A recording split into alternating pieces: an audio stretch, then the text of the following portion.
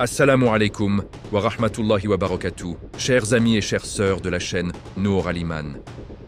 Imaginez un instant, un voyage intemporel où le silence du ventre devient le cri le plus puissant de l'âme. Ce n'est pas seulement une fin de quelques heures sous le soleil brûlant. C'est une épopée millénaire, gravée dans le cœur de l'humanité depuis les premiers battements de la création. Du jardin éternel de Jannat aux sables ardents du désert, des prophètes aux nations oubliées, le jeûne, ce psaume sublime, n'est pas une invention récente. C'est la voie éternelle de la soumission, le bouclier contre les passions, le pont vers la proximité divine. Aujourd'hui, sur Nour Al-Iman, nous embarquons pour ce périple captivant.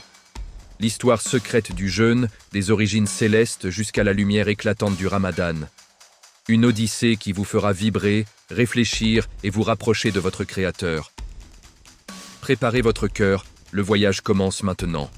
Si ce récit vous touche déjà, n'oubliez pas de liker cette vidéo, de vous abonner à Nour Al-Iman et d'activer la cloche pour ne manquer aucun épisode de cette série inoubliable. Partagez-la autour de vous, car la lumière du rappel se propage ainsi. Qu'Allah accepte nos efforts et illumine nos cœurs. À très bientôt pour les chapitres suivants. Avant de poursuivre cette histoire, posez-vous une question. Imaginez la fierté de pouvoir enfin ouvrir le Coran et lire ces versets par vous-même, en arabe, sans bégayer. Ce n'est pas un rêve inaccessible. Avec le pack « Maîtriser le Coran », je vous propose une méthode complète, pas à pas. Vous aurez accès à plus de 5 heures de vidéos, des supports PDF et une bibliothèque de bonus incroyable pour vous accompagner. C'est conçu spécialement pour les débutants. Ne remettez plus votre apprentissage à demain. Votre voyage commence maintenant. Cliquez simplement sur le tout premier lien dans la description pour obtenir votre pack. Chapitre 1. Les origines célestes, le premier refus dans le jardin éternel. Assalamu alaikum wa rahmatullahi wa barakatuh, chers abonnés et chers abonnés de Nour Al-Iman. Bienvenue dans le premier chapitre de notre série captivante, le jeûne, une odyssée éternelle. Imaginez, avant que le temps ne commence à compter les heures, avant que la terre ne connaisse la sueur et la soif, il existait un lieu où chaque désir était exaucé avant même d'être formulé. Un jardin d'une beauté indescriptible, où les fruits pendaient à portée de main, où l'eau coulait cristalline sans jamais s'épuiser, où ni fatigue ni maladie n'osaient pénétrer. C'était le paradis, Jannat al-Firdaus, la demeure première de l'humanité. Là, Allah, exalté soit-il, plaça Adam et Hawa, paix sur eux. Il leur accorda une liberté presque absolue. Mangez et buvez à votre guise de tout ce que vous désirez, partout où votre regard se pose. Une seule limite, une seule et unique interdiction. N'approchez pas de cet arbre. Un seul arbre au milieu de l'immensité des délices. Un seul commandement au cœur d'une abondance infinie. Arrêtez-vous un instant et réfléchissez profondément. Dans ce jardin, il n'y avait ni faim ni soif. Le corps ne réclamait rien. L'estomac ne criait jamais. Alors, pourquoi interdire un arbre? Pourquoi poser une limite là où il n'y avait aucun besoin physiologique? La réponse est bouleversante. Ce n'était pas une question de survie. C'était une question de volonté. C'était le premier test de l'obéissance pure, de la soumission sans contrainte, du choix libre face à la tentation. Car le vrai jeûne n'est pas né de la privation forcée. Il est né dans le paradis, quand l'homme possédait tout, et qu'il a pourtant accepté de renoncer à une seule chose pour plaire à son Créateur. Ce premier non d'Adam, paix sur lui, face à l'arbre interdit, est le prototype de tout jeûne à venir. Ce n'était pas un jeûne du ventre, mais un jeûne du cœur. Un jeûne de l'ego, un jeûne de la convoitise. Satan s'approcha, il murmura, il embellit l'interdit. Il fit miroiter la promesse d'une vie éternelle, d'un royaume immortel. Et pour la première fois, le cœur humain vacilla. Adam et Hawa, mus par un désir soudain, tendirent la main et goûtèrent. L'instant d'après, tout changea. Les vêtements de lumière disparurent. La pudeur naquit dans la gêne. Le vent devint froid. Le sol devint dur. La faim apparut pour la première fois. La soif brûla la gorge. La fatigue alourdit les membres. Et surtout, le regret immense, déchirant, s'empara de leurs âmes. Ils s'écrièrent alors Rabbana zalamna anfusana wa in lam taghfir lana wa tarhamna lanakunanna minal khasirin. Seigneur, nous nous sommes fait du tort à nous-mêmes. Si tu ne nous pardonnes pas et ne nous fais pas miséricorde, nous serons assurément du nombre des perdants. Coran 7, 23. Et Allah, dans sa miséricorde infinie, accepta leur repentir. Mais il les descendit sur terre. Une terre d'épreuve.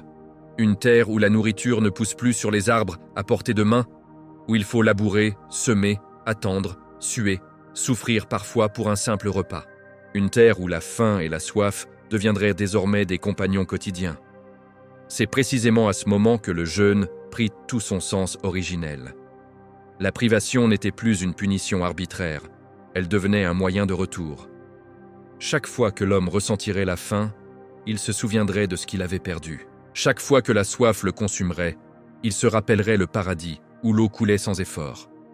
Et chaque fois qu'il choisirait librement de résister à la nourriture et à la boisson pour plaire à Allah, il revivrait, en miniature, ce premier acte d'obéissance dans le jardin.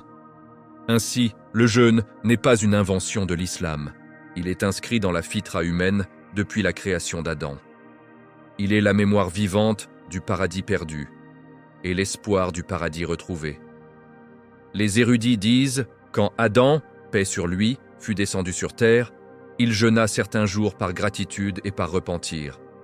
Des jours particuliers furent choisis plus tard, les 13e, 14e et 15e jours lunaires, connus sous le nom de Ayyam al-Bid, les jours blancs, où la lumière de la lune est à son apogée. Ces jeûnes étaient une lumière pour son cœur, une élévation pour son âme. Son corps s'affaiblissait, mais son esprit s'envolait vers son Seigneur. C'est là, chers frères et sœurs, que commence véritablement l'histoire du jeûne. Non pas comme une obligation religieuse parmi d'autres, mais comme une rencontre intime entre le serviteur et son Créateur.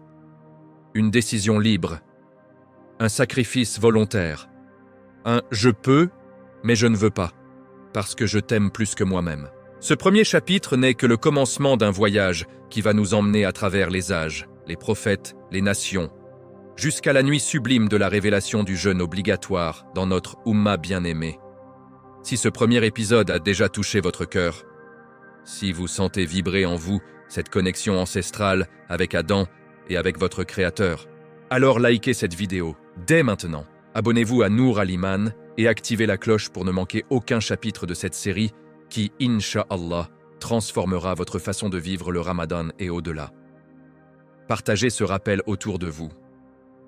Qu'Allah fasse de ce contenu une source de lumière pour nous tous. À très bientôt pour le chapitre 2. Qu'Allah vous bénisse et accepte de vous. Wassalamu alaykum wa rahmatullahi wa barakatuh. Chapitre 2. Après la chute, la naissance de la faim et le premier jeûne terrestre. Assalamu alaykum wa rahmatullahi wa barakatuh, chers amis et chères sœurs de la chaîne Nour Al-Iman.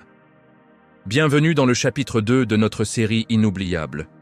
Imaginez la scène la plus poignante de l'histoire humaine. Adam et Hawa, paix sur eux, descendent sur terre. Le paradis s'éloigne derrière eux comme un rêve qui s'efface. Le sol est dur sous leurs pieds nus. Le vent pique la peau. Pour la première fois, leur estomac se contracte. Une sensation inconnue, presque effrayante. La faim. Leur gorge s'assèche. La soif naît, brûlante, insistante. La fatigue s'installe dans les membres. La sueur perle sur le front.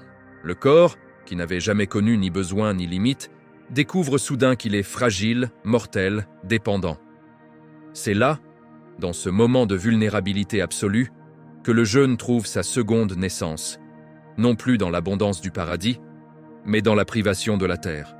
Les premières nuits sur terre furent longues, les premières journées interminables. Adam, paix sur lui, laboura le sol avec ses mains, sema les graines qu'Allah lui avait apprises, attendit que la pluie tombe, que la plante pousse, que le fruit mûrisse. Chaque bouchée devint une victoire sur la terre ingrate. Chaque gorgée d'eau, un miracle renouvelé. Mais surtout, chaque sensation de vide dans le ventre devint un rappel lancinant. Tu as tout eu, et tu as désobéi. Alors, dans sa grande sagesse et son repentir profond, Adam choisit de répondre à ce rappel par un acte d'adoration. Il jeûna. Les récits rapportent qu'après sa descente, Adam, paix sur lui, jeûna des jours entiers par reconnaissance pour le pardon divin et par désir ardent de regagner la proximité de son Seigneur. Il choisit particulièrement 3 jours par mois, le 13e, le 14e et le 15e jour lunaire. Ces jours furent plus tard appelés Ayyam al-Bid, les jours blancs, parce que la lune y brille de toute sa plénitude illuminant la nuit, comme un reflet de la lumière intérieure que le jeûne faisait naître dans son cœur. Pourquoi ces jours précis? Parce que la pleine lune symbolise la perfection, la clarté, la plénitude. Et Adam, en jeûnant ces jours-là, disait à son Créateur, « Même quand le monde extérieur est au maximum de sa beauté, je choisis de me priver pour toi. Même quand tout semble comblé autour de moi, je préfère le vide de mon ventre pour remplir mon âme de ta présence. » Pendant ces jeûnes, son corps s'affaiblissait, oui, mais son esprit s'élevait. Sa faim devenait une prière silencieuse, sa soif une supplication muette. Chaque instant de faiblesse physique était transformé en force spirituelle. Il sentait son cœur se rapprocher du trône divin. Il ressentait une paix qu'aucun fruit du paradis n'avait pu lui donner, la paix de l'obéissance volontaire. Les savants expliquent que ce fut le premier jeûne terrestre de l'histoire humaine. Un jeûne non imposé par une loi, non dicté par une communauté, mais né spontanément du cœur brisé et repentant d'Adam. Un jeûne d'amour, de regret, d'espérance. Un jeûne qui disait « Ô mon Seigneur, je t'ai désobéi une fois, mais désormais, chaque fois que mon corps réclamera, je lui répondrai. Pas avant que mon âme n'ait parlé à son Créateur. » Et ce geste d'Adam ne resta pas isolé. Il se transmit comme un héritage sacré à ses enfants. Les premières générations humaines conservèrent cette pratique. Les jours de jeûne devinrent des moments de recueillement familial, de gratitude, de purification. La faim n'était plus seulement une épreuve imposée par la nature. Elle devenait un outil choisi par l'homme pour dompter son ego, pour se souvenir de sa faiblesse, pour se rappeler sa dépendance totale envers Allah. Imaginez la scène. Une famille primitive, assise autour d'un maigre feu la nuit du 13e jour lunaire. La lune pleine éclaire leur visage. Les enfants demandent « Père, pourquoi ne mangeons-nous pas ce soir ?» Et Adam répond doucement « Parce que nous nous souvenons. Nous nous souvenons du jardin que nous avons perdu. Nous nous souvenons de la miséricorde qui nous a pardonné. Et nous lui disons « Nous préférons ta satisfaction à notre confort. » C'est ainsi que le jeûne est devenu, dès les premiers instants de l'humanité terrestre, bien plus qu'une privation, une conversation intime avec Allah. Un langage que le corps parle pour que l'âme puisse écouter. Une arme contre l'oubli, un bouclier contre l'arrogance, une échelle vers le ciel. Chers frères et sœurs, quand vous ressentez la faim pendant votre jeûne, souvenez-vous d'Adam. Quand la soif vous tenaille, pensez à ce premier homme qui, sur une terre hostile, a choisi de se priver volontairement pour retrouver le goût du paradis.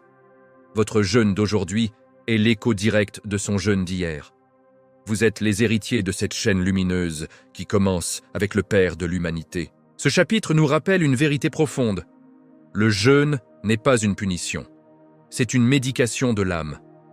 C'est le moyen que Dieu a laissé à l'homme pour guérir la blessure originelle, pour réparer la rupture causée par le premier péché, pour reconstruire jour après jour cette relation d'amour et de soumission qui fut brisée dans le jardin. Et ce n'est que le début. Car après Adam viendront d'autres voies, d'autres prophètes, d'autres nations, toutes reliées par ce même fil d'or, le jeûne comme voie de retour vers Allah. Si ce chapitre a fait vibrer quelque chose en vous, si vous sentez déjà que votre prochain jeûne ne sera plus jamais le même, alors montrez votre soutien dès maintenant. Likez cette vidéo, abonnez-vous à Nour Al-Iman et activez la cloche pour recevoir chaque nouveau chapitre en priorité. Partagez ce rappel précieux autour de vous, car une seule personne qui redécouvre la beauté du jeûne peut changer le cours de son éternité. Qu'Allah fasse de nous des serviteurs reconnaissants et repentants comme Adam. Paix sur lui. À très bientôt pour le chapitre 3, Inch'Allah. Wassalamu alaykum wa rahmatullahi wa barakatuh. Chapitre 3, Noé et le déluge. Le jeûne de la reconnaissance et de la renaissance. Assalamu alaykum wa rahmatullahi wa barakatuh, chers amis et chères sœurs de la chaîne Nour Al-Iman. Imaginez une planète submergée par les eaux furieuses. Le ciel s'est déchiré. La terre hurle sous les vagues déchaînées. Tout ce qui vivait a disparu sous un océan de châtiments divins. Au milieu de ce chaos apocalyptique, une seule embarcation défie les éléments. L'arche de Noé, paix sur lui. À son bord, une poignée d'êtres humains et d'animaux, préservés par la miséricorde d'Allah. Noé, ce serviteur patient, ce prédicateur infatigable qui a passé des décennies à appeler son peuple à la vérité, se tient sur le pont, le regard fixé sur l'horizon où l'eau rencontre le ciel. Après 120 ans de prédication inlassable, après des moqueries, des insultes, des menaces, le décret divin tombe. Les fontaines du ciel s'ouvrent, les sources de la terre jaillissent. Le monde ancien est effacé pour laisser place à un recommencement pur. Puis, après des mois de navigation sur cet océan sans rivage, l'arche s'immobilise enfin. Le mont Joudi l'accueille. Les eaux se retirent lentement. La terre réapparaît, neuve, lavée, silencieuse. Noé descend, pose le pied sur un sol encore humide, respire un air purifié par le châtiment et la clémence. À cet instant précis, une émotion immense envahit son cœur. La gratitude infinie. Il vient de survivre à la plus grande catastrophe de l'histoire humaine. Sa famille, sa foi, son obéissance l'ont sauvé. Allah l'a choisi, lui et ceux qui l'ont suivi, pour être les semences d'une nouvelle humanité. Que fait alors Noé, paix sur lui, face à ce miracle de renaissance? Il jeûne.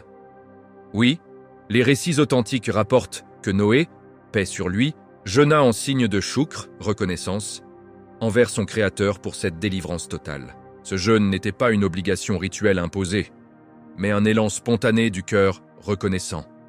Un acte qui disait « Oh Allah, tu m'as donné la vie une seconde fois, tu as effacé le monde corrompu et tu m'as préservé. Comment pourrais-je te remercier, sinon en te dédiant mon ventre, en te préférant à ma faim, en te consacrant mes heures les plus vulnérables ?» Ce jeûne de Noé marque un tournant capital dans l'histoire du Saum. Jusqu'alors, le jeûne était surtout un acte de repentir et de retour individuel, comme chez Adam. Avec Noé, il devient aussi un jeûne collectif de gratitude, un jeûne célébrant la survie, la renaissance, le nouveau départ. C'est le premier jeûne post-déluge, le jeûne de ceux qui ont été sauvés du naufrage spirituel et physique. Les savants soulignent que ce geste de Noé a laissé une trace profonde. Certaines nations postérieures ont conservé la mémoire d'un jeûne annuel en souvenir du déluge et de la délivrance. Même dans des traditions éloignées de l'islam, on retrouve l'écho lointain d'un jeûne après une grande inondation ou une catastrophe surmontée. Preuve que l'acte de Noé a résonné à travers les âges. Mais il y a plus. Ce jeûne nous enseigne une leçon éternelle. Après chaque sauvetage divin, après chaque issue de crise, après chaque moment où Allah nous retire d'une épreuve insurmontable, le vrai croyant ne se contente pas de respirer de soulagement. Il jeûne pour remercier. Combien d'entre nous, après avoir échappé à un accident, à une maladie grave, à une perte financière, à une séparation douloureuse, se contentent d'un simple « Alhamdulillah » vite prononcé? Noé nous montre la voie supérieure, transformer la gratitude en privation volontaire. Dire à Allah « Tu m'as sauvé la vie, alors je te rends mon confort le plus basique. Tu m'as donné à manger spirituellement, alors je te rends ma faim physique. » Et ce jeûne de reconnaissance n'est pas court. Il est soutenu, sincère, prolongé. Noé ne jeûna pas un jour ou deux. Les traditions parlent de plusieurs jours consécutifs, voire d'un jeûne prolongé pour marquer la fin du déluge et le début d'une ère nouvelle. C'était un jeûne qui purifiait, qui recentrait, qui préparait l'humanité renaissante à ne pas retomber dans les erreurs du passé. Imaginez la scène. Noé, les cheveux blanchis par les épreuves, le visage marqué par la patience, assis sur la terre encore boueuse, refusant la nourriture que ses fils lui apportent. Il lève les yeux vers le ciel redevenu bleu et murmure « Rabishkur laka kama yanbagi antushkara » Seigneur, je te remercie comme il sied de te remercier. Et pendant ces jours, son ventre vide devient le sanctuaire de sa reconnaissance la plus pure. Chers frères et sœurs, ce chapitre nous invite à une introspection puissante. Quand Allah vous délivre d'une épreuve, grande ou petite, que faites-vous ensuite? Ouvrez-vous un compte en banque avec plus d'argent? Achetez-vous un nouveau téléphone? Ou bien offrez-vous à Allah un jeûne volontaire un jour ou plusieurs en lui disant « C'est toi qui m'as sauvé. À toi seul revient ma gratitude la plus profonde. » Le jeûne de Noé est un rappel. La vraie reconnaissance n'est pas dans les mots, mais dans les actes. Et le plus beau des actes de choukr, c'est de renoncer à ce que l'on aime pour celui qui nous aime infiniment plus. Nous avançons dans ce voyage éternel. Après Adam le repentant et Noé le reconnaissant, d'autres prophètes viendront enrichir cette chaîne lumineuse. Mais déjà, sentez-vous comme votre vision du jeûne change? Il n'est plus seulement une obligation, il devient une réponse d'amour, un dialogue silencieux, une célébration de la miséricorde divine. Si ce chapitre vous a ému, si l'histoire de Noé a rallumé en vous le feu de la gratitude, alors manifestez-le tout de suite. Likez cette vidéo, abonnez-vous à Nour al-Iman et activez la cloche pour ne rater aucun épisode de cette série qui, Inch'Allah, transformera vos jeûnes en moments de proximité divine. Partagez ce rappel avec ceux que vous aimez, car une seule personne qui redécouvre le jeûne de reconnaissance peut changer sa destinée éternelle. Qu'Allah fasse de nous des serviteurs reconnaissants comme nous, paix sur lui. À très bientôt pour le chapitre 4. Wassalamu alaikum wa rahmatullahi wa barakatuh. Chapitre 4. Le déchirement des liens sacrés. Quand la haine brise les mariages et les familles. La haine d'Abu Lahab n'avait plus de limite. Après avoir transformé sa langue en arme et sa fortune en poison, il s'attaqua à ce qu'il y avait de plus sacré dans la société arabe. Les liens du mariage et l'honneur des enfants. Il décida de frapper le prophète sallallahu alayhi wa sallam, là où la douleur serait la plus profonde et la plus durable, à travers ses filles bien-aimées. Ses deux fils, Utba et Utaïba, étaient fiancés et selon certaines narrations, déjà mariés, à Ruqayya et Kulthum radiyallahu anhuma, les deux filles du messager d'Allah. Ces unions n'étaient pas anodines, elles scellaient un lien de sang entre l'oncle et le neveu. Les petits-enfants d'Abu Lahab auraient porté le sang du prophète sallallahu alayhi wa sallam. Les deux familles auraient été unies pour toujours. Mais la révélation sur le mont Safa avait tout changé. Un soir, dans la maison d'Abu Lahab, l'atmosphère était électrique. Jamil, les yeux brillants de rage, se tenait aux côtés de son mari. Devant eux, Utba et Utaïba, jeunes, nobles, mais déjà sous pression. Abu Lahab prit la parole d'une voix glaciale. « Vos têtes me sont interdites, tant que vous n'aurez pas divorcé des filles de Muhammad. » Les mots tombèrent comme une sentence de mort sociale. Dans la culture arabe, un père qui renie ainsi ses fils les condamne à l'exil familial, à la perte de l'héritage, à l'ostracisme total. Plus de maison, plus d'argent, plus de protection tribale. C'était la mort sociale. Jamil enfonça le clou, sa voix stridente. « Nous sommes menacés par le feu dans le Coran de Muhammad. Votre père et moi serons humiliés à cause de ces mariages. Divorcez-les sur le champ ou ne revenez jamais dans cette maison. » Utba et Utaïba se regardèrent, déchirés. D'un côté, leur père et leur mère, piliers de leur monde. De l'autre, deux jeunes femmes pieuses, filles du prophète sallallahu alayhi wa sallam, qui n'avaient commis aucun tort. Mais la peur de perdre tout, statut, richesse, avenir, fut plus forte. Les Qurayshites virent là une opportunité en or. Ils approchèrent les deux jeunes hommes avec des promesses alléchantes. « Divorcez-les, et nous vous marierons à la plus belle, à la plus noble, à la plus riche des femmes de Quraysh. Choisissez qui vous voulez.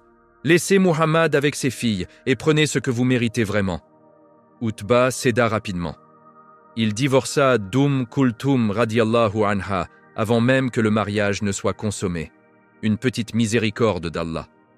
Il épousa ensuite la fille de Saad ibn Abi Waqqas, scellant son alliance avec l'élite anti-islamique. Utaïba fit de même avec Ruqayya radiyallahu anha.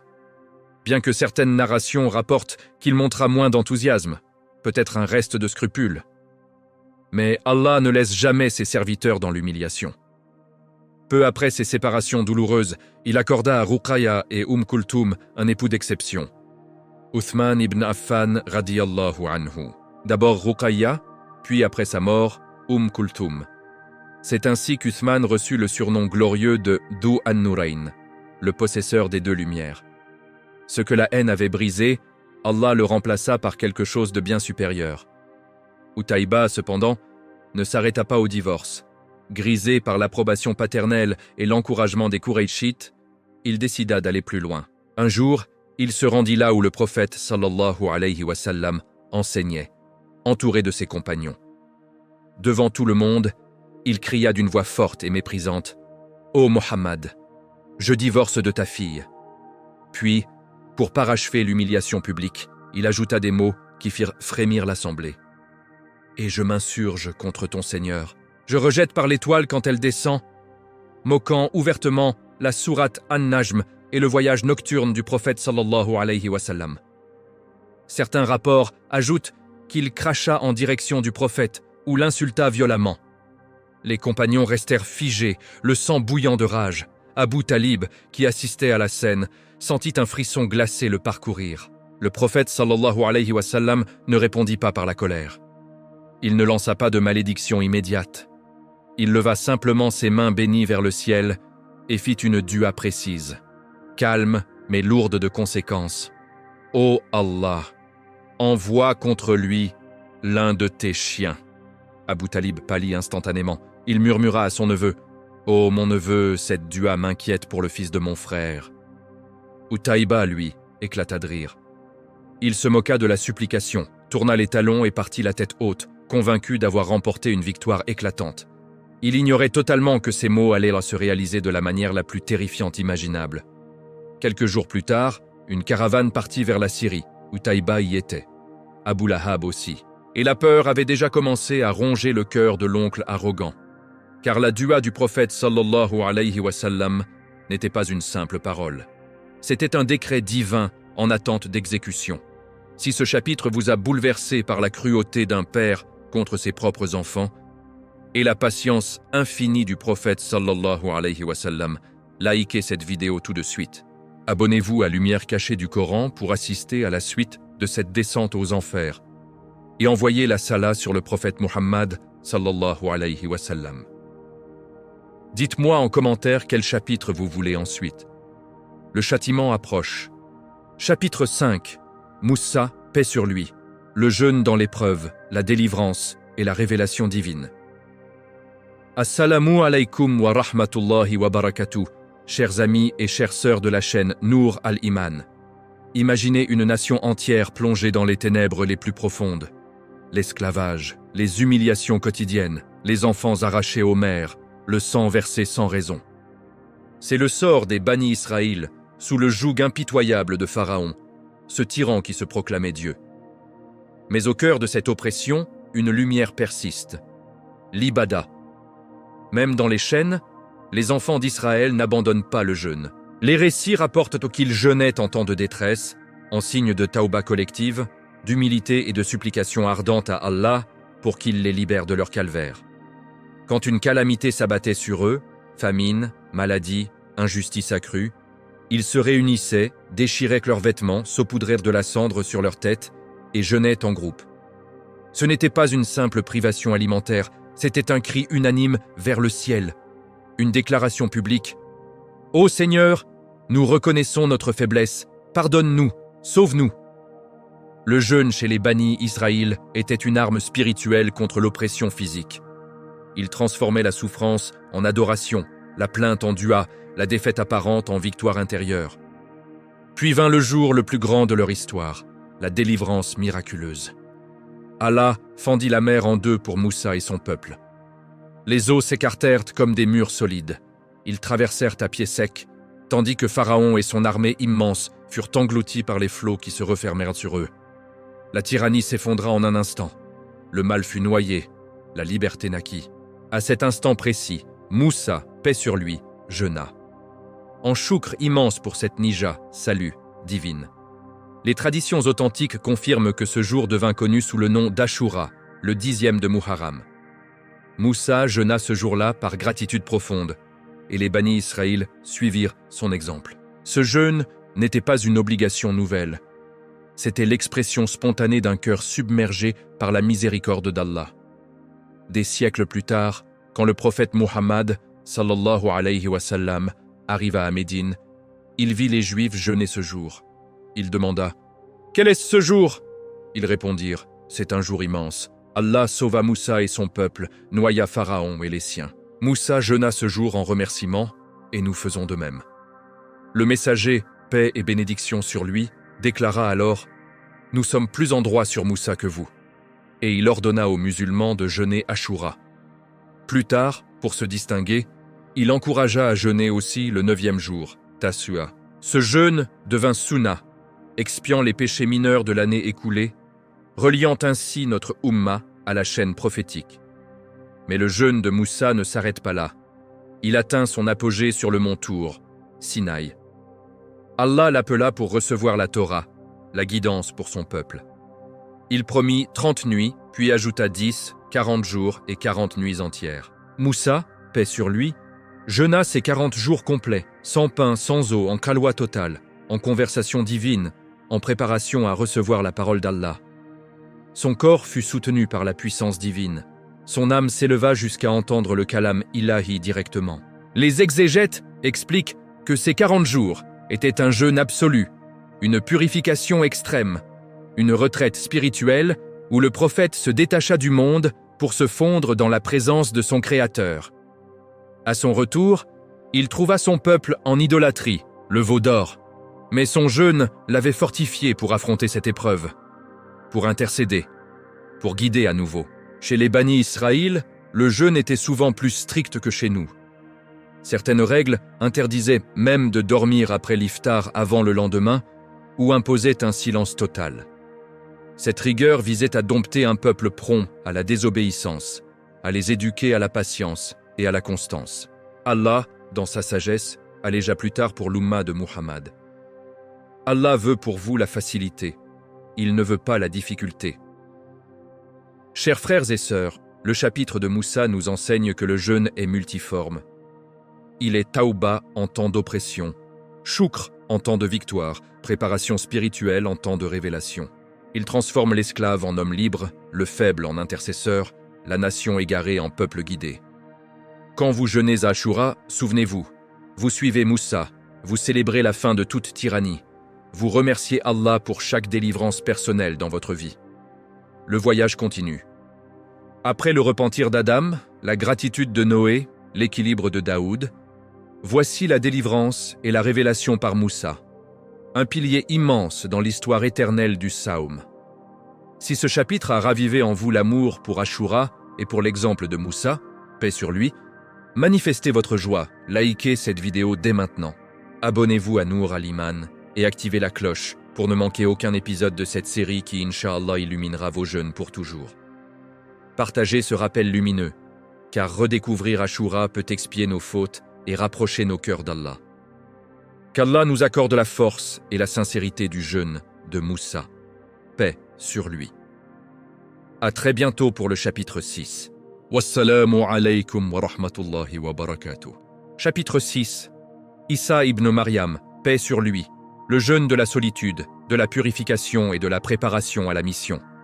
Assalamu alaykum wa rahmatullahi wa barakatuh. Chers amis et chères sœurs de la chaîne Nour Al-Iman. Imaginez un jeune homme d'une pureté inégalée, né miraculeusement sans père, élevé dans la piété la plus stricte par une mère angélique. Isa ibn Maryam, paix sur lui, grandit loin des vanités du monde. Dès son enfance, il parlait avec la sagesse des prophètes. Mais quand vint le moment de recevoir sa mission divine, il ne se précipita pas vers les foules. Il ne chercha pas la gloire immédiate. Au contraire, il choisit le désert, la solitude absolue, le silence total et le jeûne le plus intense. Les évangiles rapportent, et les savants musulmans confirment dans leurs récits, qu'avant de commencer sa dawar publique, Isa, paix sur lui, jeûna 40 jours et 40 nuits consécutifs. Pas un seul grain, pas une goutte d'eau. Il se retira dans un lieu aride, loin des villages, loin des tentations, seul face à son Créateur. Son corps s'affaiblit, sa faim devint extrême, sa soif le consuma. Mais son âme, elle, s'éleva jusqu'aux cieux les plus hauts. Pourquoi 40 jours? Ce chiffre n'est pas anodin. C'est le même que Moussa sur le mont Sinaï pour recevoir la Torah. C'est le temps divin de la préparation, de la purification, de la transformation intérieure avant de recevoir ou de transmettre la parole d'Allah. Isa jeûna pour se détacher complètement du monde matériel, pour que son cœur ne batte plus que pour Allah, pour que sa mission ne soit entachée d'aucun désir personnel. Ce jeûne fut une retraite spirituelle absolue, un effacement de soi pour que seul reste le message divin. Pendant ces 40 jours, Satan s'approcha de lui comme il s'approche de chaque serviteur sincère. Il lui proposa de transformer des pierres en pain pour apaiser sa faim. Issa répondit, « L'homme ne vit pas seulement de pain, mais de toute parole qui sort de la bouche de Dieu. » Satan lui montra les royaumes du monde et promit de les lui donner s'il se prosternait devant lui. Isa le repoussa. « Tu adoreras le Seigneur ton Dieu, et tu le serviras lui seul. » Satan l'emmena au sommet du temple et le défia de se jeter pour que les anges le portent. Issa répondit, « Tu ne tenteras pas le Seigneur ton Dieu. » Ces trois tentations, faim, pouvoir, orgueil, sont les mêmes que celles que nous affrontons tous les jours. Issa les vainquit toutes par la force du jeûne et de la reliance exclusive à Allah. Son ventre vide devint son bouclier le plus puissant. Sa faiblesse physique révéla sa force spirituelle immense. Après ces 40 jours, il sortit du désert rayonnant, prêt à guérir les malades, à ressusciter les morts par la permission d'Allah, à appeler les cœurs à la pureté du tawhid. Les chrétiens, qui se nommèrent plus tard Nasara, conservèrent la mémoire de ce jeûne.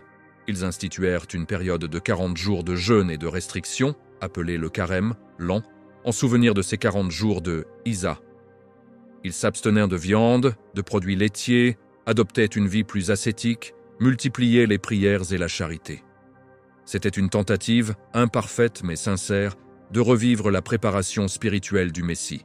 Chez les musulmans, ce jeûne de Isa nous rappelle une vérité profonde. Avant toute grande mission, avant toute dawa, avant toute réforme de soi ou des autres, il faut d'abord purifier l'intérieur. Le jeûne n'est pas seulement pour le ramadan, il est une école permanente de maîtrise de soi, de rejet des tentations, de victoire sur le diable. Quand Issa jeûnait, il ne souffrait pas, il triomphait. Sa faim n'était pas une faiblesse, elle était sa victoire. Imaginez la scène. Isa assis sur une pierre du désert, le soleil brûlant sa peau, le vent sec balayant son visage amaigri. Ses lèvres gercées murmurent le dhikr. Ses yeux brillent d'une lumière intérieure. Il ne regarde plus le monde avec les yeux du corps, mais avec le cœur purifié. Il est prêt. Allah l'a vidé de tout attachement terrestre pour le remplir de sa présence. Quand il reviendra parmi les gens, il parlera avec une autorité divine. Il touchera les cœurs. Il accomplira des miracles. Parce qu'il a d'abord accompli le miracle le plus grand. Dominer son propre nafs. Chers frères et sœurs, ce chapitre nous interpelle violemment. Quand avez-vous fait votre dernier jeûne de préparation? Quand avez-vous jeûné volontairement plusieurs jours pour purifier votre intention avant un projet important, avant une décision grave, avant de parler de religion à quelqu'un? Ina nous enseigne que la vraie force ne vient pas de la nourriture physique, mais de la nourriture spirituelle. La parole d'Allah, le dhikr, la dua, la solitude choisie avec le Créateur. Le voyage éternel du jeûne se poursuit. Après le repentir d'Adam, la gratitude de Noé, l'équilibre de Daoud, la délivrance de Moussa. Voici la purification et la victoire intérieure de Issa, paix sur lui. Une leçon pour chaque musulman qui veut élever son rang auprès d'Allah. Si ce récit du jeûne de Issa a allumé une flamme nouvelle dans votre cœur, si vous sentez l'appel à un jeûne volontaire plus profond, alors montrez-le tout de suite. Likez cette vidéo, abonnez-vous à Nour Al-Iman et activez la cloche pour ne manquer aucun chapitre de cette odyssée spirituelle qui, Inch'Allah, changera votre rapport au Saum pour toujours. Partagez ce rappel précieux, car une seule personne qui s'inspire de Issa peut transformer sa vie et celle de son entourage. Qu'Allah nous accorde la force et la pureté du jeûne de Issa ibn Maryam, paix sur lui. À très bientôt pour le chapitre 7. Wassalamu alaykum wa rahmatullahi wa barakatuh. Chapitre 7. Zacharia, paix sur lui. Le jeûne de la langue, du silence et de la soumission totale. Assalamu alaykum wa rahmatullahi wa barakatuh. Chers amis et chères sœurs de la chaîne Nour Al-Iman. Imaginez un prophète âgé, aux tempes blanchis par les années de piété ininterrompue, un homme qui a passé sa vie à servir dans le mihrab, à veiller sur Mariam, la plus pure des femmes, à supplier Allah de lui accorder une descendance miraculeuse malgré son grand âge et la stérilité de son épouse. Zacharia, paix sur lui, pria avec une ferveur déchirante. « Rabbi habli min ladunka durriyatan tayyibatan innaka sami udduaha » Seigneur, accorde-moi, de ta part, une descendance pure. Tu es celui qui entend la supplication.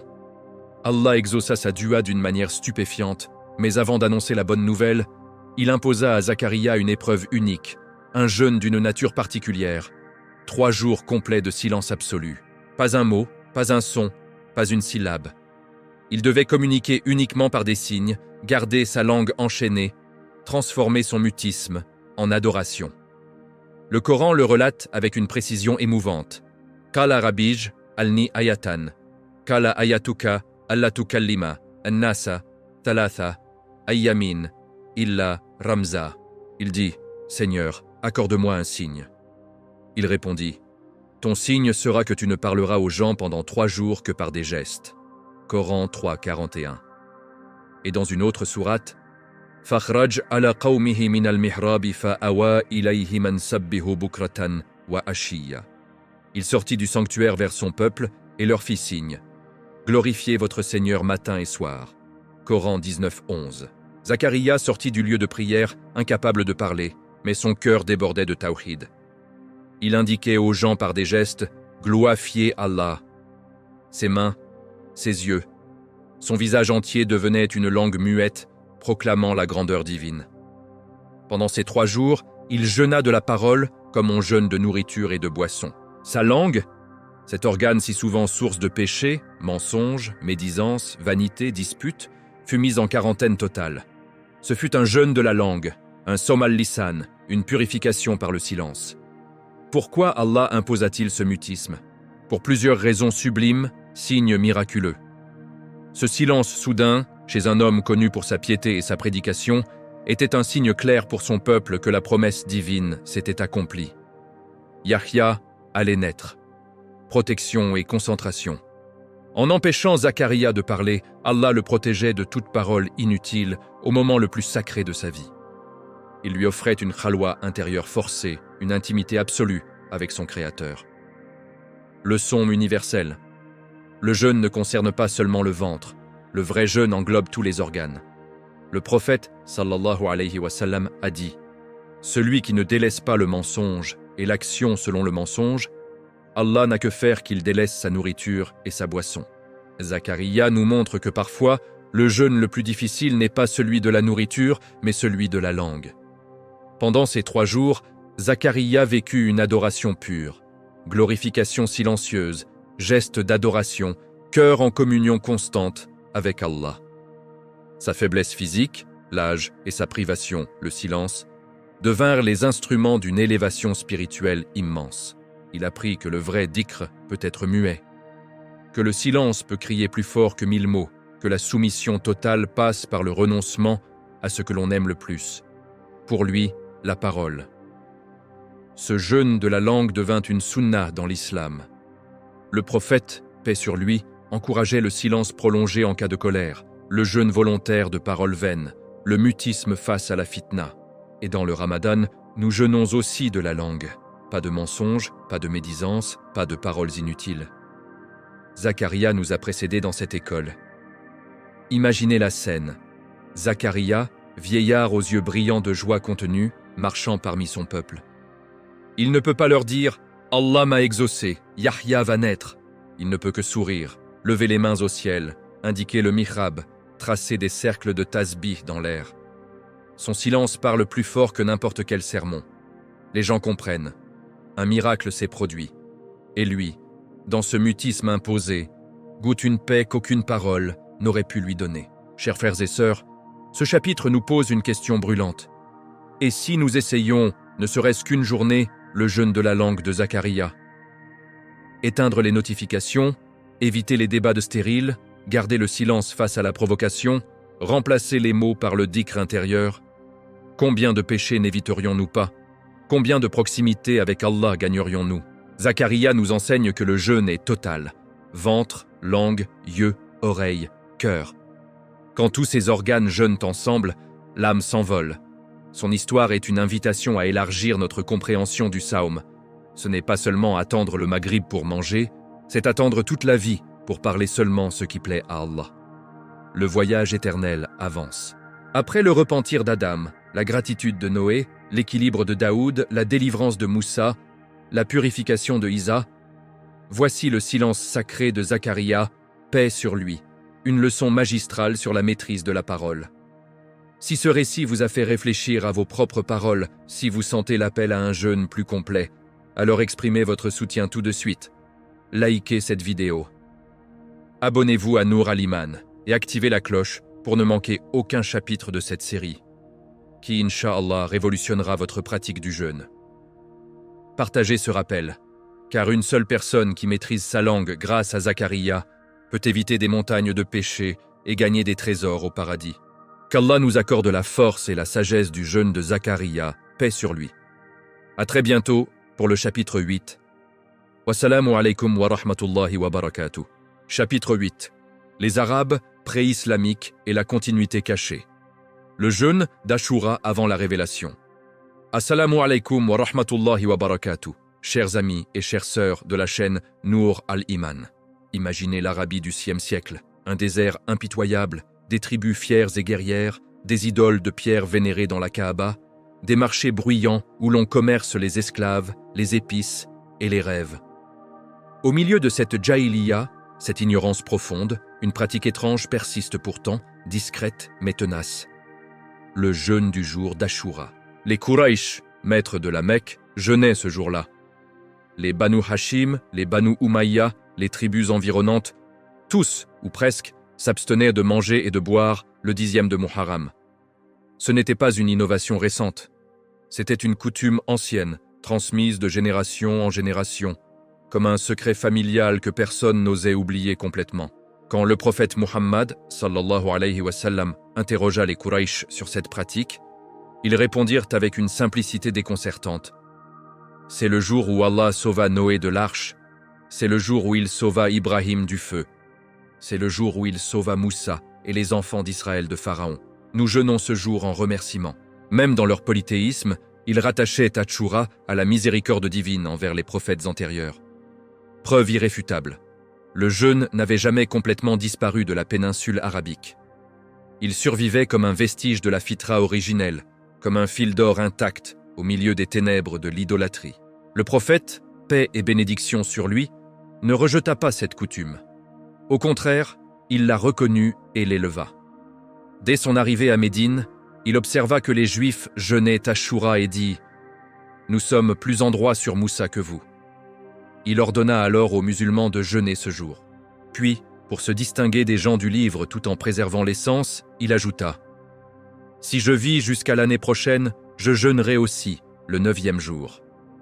Ainsi naquit la sunna de jeûner Ashura avec Tassoua, le 9 ou le 11 selon les avis, une pratique qui expie les péchés mineurs de l'année écoulée.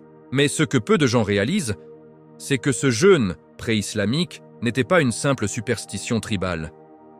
C'était une preuve vivante que le tawhid n'a jamais été totalement éteint, même au cœur de la jahiliya.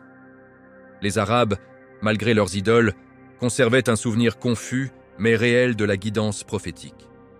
Ils jeûnaient Ashura parce que leurs ancêtres lointains, peut-être des descendants d'Ismaël, peut-être des voyageurs ayant croisé des prophètes, leur avaient transmis cette tradition.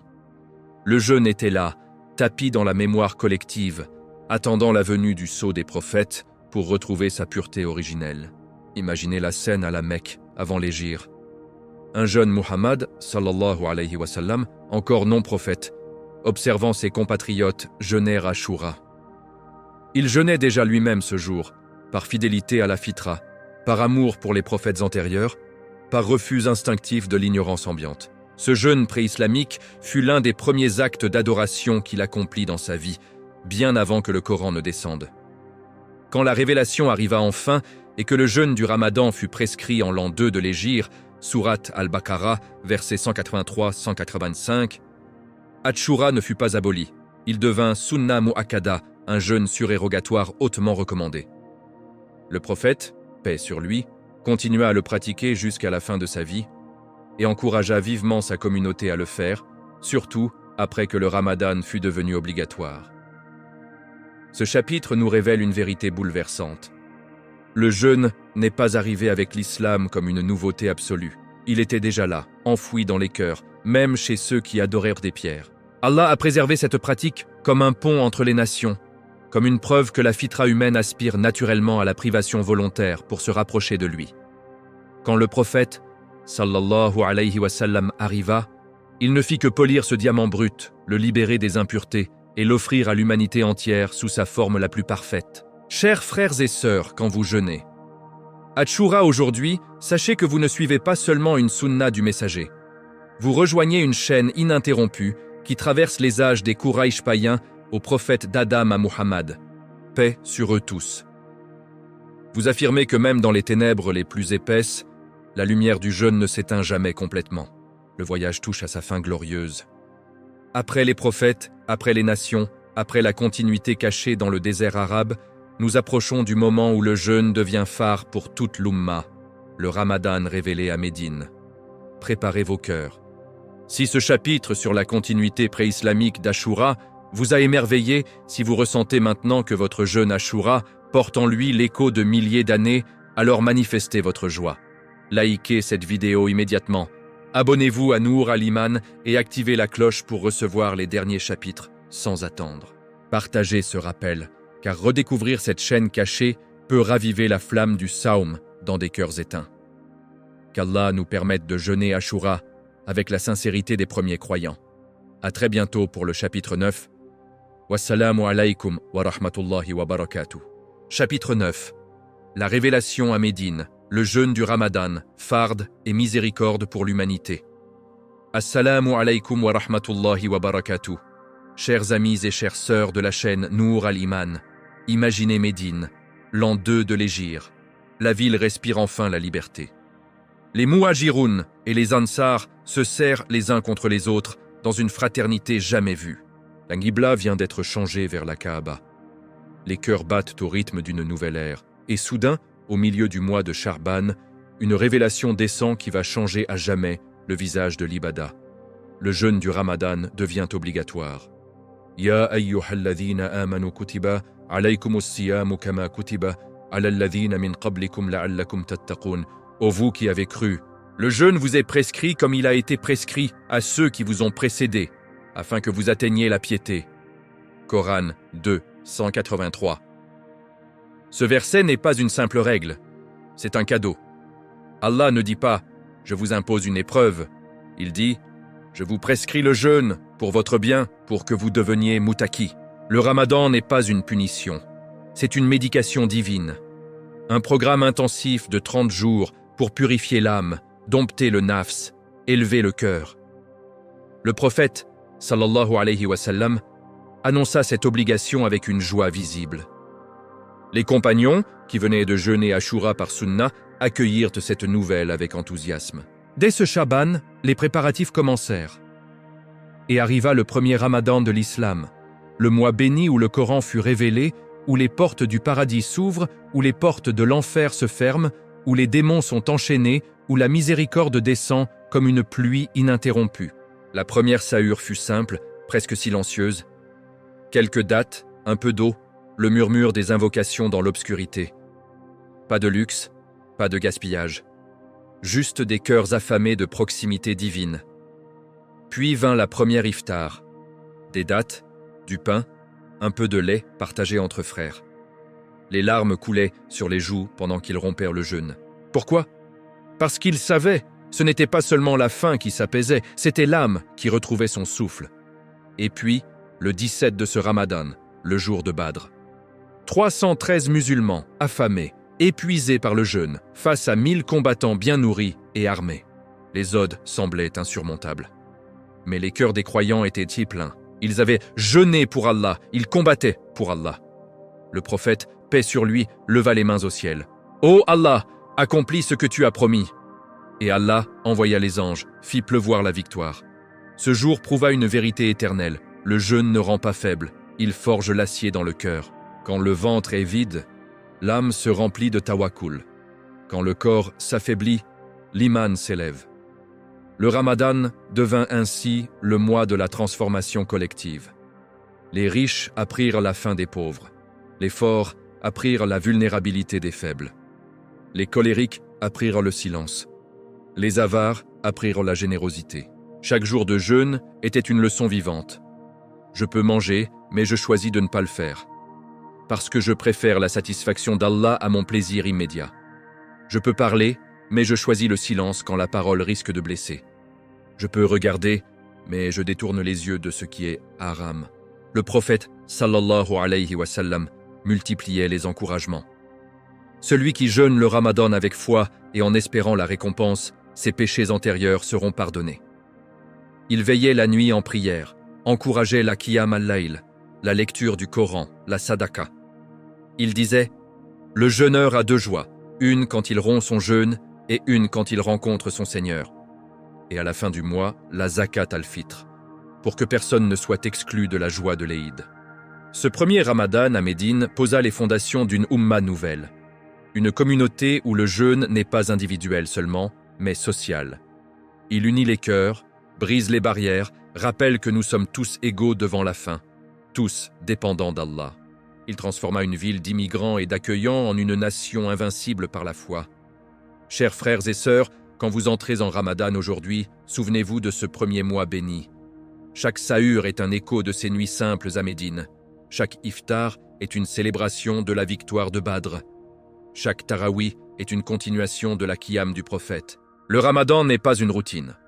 C'est le mois où Allah descend vers ses serviteurs plus qu'en tout autre temps. C'est le mois où il dit « Je suis comme mon serviteur pense que je suis, et je suis avec lui quand il m'invoque. » Nous approchons de la conclusion de ce voyage millénaire. Après tous les prophètes, après la continuité dans le désert arabe, voici le couronnement. Le jeûne rendu obligatoire, parfait, miséricordieux, pour toute l'humanité jusqu'au jour du jugement. Si ce chapitre sur la révélation du Ramadan a fait vibrer votre cœur, si vous sentez déjà l'envie de vivre le prochain Ramadan avec une intensité nouvelle, alors montrez-le tout de suite. Likez cette vidéo, abonnez-vous à Nour Al-Iman et activez la cloche pour recevoir le dernier chapitre sans attendre. Partagez ce rappel, car revivre la descente de cette obligation peut raviver la flamme du jeûne dans des cœurs fatigués. Qu'Allah nous fasse atteindre le Ramadan avec la foi et l'ihsan, et qu'il accepte nos jeûnes. À très bientôt pour le chapitre final. Wassalamu alaykum wa rahmatullahi wa barakatuh. Chapitre 10. Le jeûne complet, un système divin pour l'âme, le corps et la société. Assalamu alaykum wa rahmatullahi wa barakatuh. Chers amis et chères sœurs de la chaîne Nour Al-Iman, nous voici au terme de ce voyage millénaire, au sommet de l'odyssée éternelle du jeûne.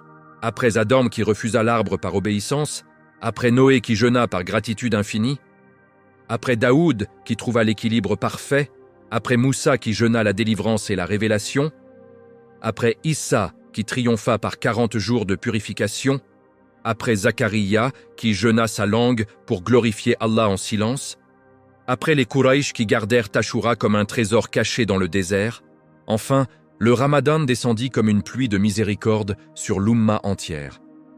Mais le jeûne ne s'arrête pas à la faim et à la soif. Le vrai Sawm est un système complet, un programme divin qui touche chaque fibre de l'être humain, le corps, l'âme, le cœur, les relations, la société. Le prophète, sallallahu alayhi wa sallam, l'a résumé en une phrase magistrale. Le jeûne est un bouclier. Bouclier contre le feu, contre le nafs, contre le diable, contre l'injustice, contre l'oubli de soi et des autres. Le jeûne du Ramadan est multidimensionnel. Il commence par le ventre. On s'abstient de manger, de boire, des relations conjugales du lever au coucher du soleil. Mais ce n'est que la porte d'entrée. Le vrai jeûne est celui des sens et du cœur. Le prophète, paix sur lui, avertit. Combien de jeûneurs n'ont de leur jeûne que la faim et la soif? Si la langue ment, si les yeux regardent le haram, si les oreilles écoutent la médisance, si le cœur nourrit la rancune, alors le jeûne reste incomplet. C'est pourquoi il faut jeûner des yeux, de la langue, des oreilles, des mains, des pieds, des pensées. Chaque organe doit participer à cette purification. Le jeûne forge le caractère. Il enseigne le sabre face à la tentation, la maîtrise de soi quand la colère monte, la générosité quand l'avarice murmure. Il rend le riche sensible à la faim du pauvre. Il brise l'orgueil. Quand le ventre crie, l'ego se tait. Il rapproche les cœurs. Les familles se réunissent à la sahur et à l'iftar. Les mosquées s'emplissent de tarawih. Les rues résonnent de takbir. Le Ramadan devient un mois de solidarité. Sadaqa coule à flot, zakat al-fitr purifie les biens, les dettes sont remboursées, les pardons s'échangent. Scientifiquement aussi, Le jeûne moderne valide ce que la révélation savait déjà. La privation contrôlée régénère les cellules, améliore la sensibilité à l'insuline, renforce le système immunitaire, clarifie l'esprit. Mais pour le croyant, ces bienfaits physiques ne sont que l'ombre des bienfaits spirituels. La dua du jeûneur est exaucée, ses péchés effacés, son rang élevé au paradis. La nuit de Laylat al-Qadr, 1000 fois meilleure que 1000 mois, attend celui qui cherche avec sincérité. Et puis vient l'itikaf, les 10 derniers jours, où certains se retirent dans les mosquées, coupent le monde, se consacrent à Allah seul. C'est le summum, le jeûne du cœur en khalwa total. On y trouve la paix que le monde ne peut offrir. On y attend la nuit bénie, où le destin de l'année est écrit. On en sort transformé, comme si on renaissait. Le jeûne n'est pas une parenthèse annuelle. C'est une école permanente. Les jeûnes volontaires, lundi et jeudi, les jours blancs, Ashura, Arafat, les 6 de Shawwal, prolongent cette lumière tout au long de l'année. Ils maintiennent le nafs en éveil, empêchent le cœur de s'endormir. Chers frères et sœurs, ce voyage nous a montré que le jeûne est la plus ancienne et la plus universelle des ibadas. Il unit Adam à Muhammad, le paradis perdu à la promesse du paradis retrouvé. Il n'est pas une privation, c'est une élévation. Il ne nous enlève rien, il nous rend tout, la dignité, la conscience, la proximité divine, la fraternité humaine. Quand vous fermerez les yeux ce soir, souvenez-vous, chaque fois que vous résisterez à une gorgée d'eau, à une bouchée interdite, à une parole blessante, vous revivez l'obéissance d'Adam, la gratitude de Noé, l'équilibre de Daoud, la victoire de Moussa, la pureté de Issa, le silence de Zacharia. Et surtout, vous marchez dans les pas du prophète, sallallahu alayhi wa sallam, qui jeûnait jusqu'à ce que son ventre colle à son dos, par amour pour son Seigneur. Ô Allah, fais de nos jeûnes des jeûnes acceptés, remplis de taqwa, couronnés de Laylat al-Qadr. Purifie nos cœurs, pardonne nos péchés, rapproche-nous de toi. Accorde-nous de te rencontrer en jeûnant dans ce monde, pour que nous te rencontrions repus au paradis. Aman ya Rabbal Alamin. Ainsi s'achève notre série, le jeûne, une odyssée éternelle. Merci d'avoir voyagé avec nous, cœur à cœur, à travers les âges. Si cette série a touché votre âme, si elle a ravivé votre amour pour le Saum, si vous sentez que votre prochain Ramadan sera différent, alors honorez ce moment. Likez cette vidéo finale dès maintenant, abonnez-vous à Nour Al-Iman et activez la cloche pour ne manquer aucune de nos futures productions qui, Inch'Allah, continueront à éclairer vos cœurs. Partagez cette série entière avec votre entourage, famille, amis, groupe. Car un seul cœur transformé par ce rappel peut changer une destinée éternelle. Qu'Allah accepte nos efforts, nos jeûnes, nos larmes cachées. À très bientôt sur Nour Al-Iman, Inch'Allah. Wassalamu alaykum wa rahmatullahi wa barakatuh.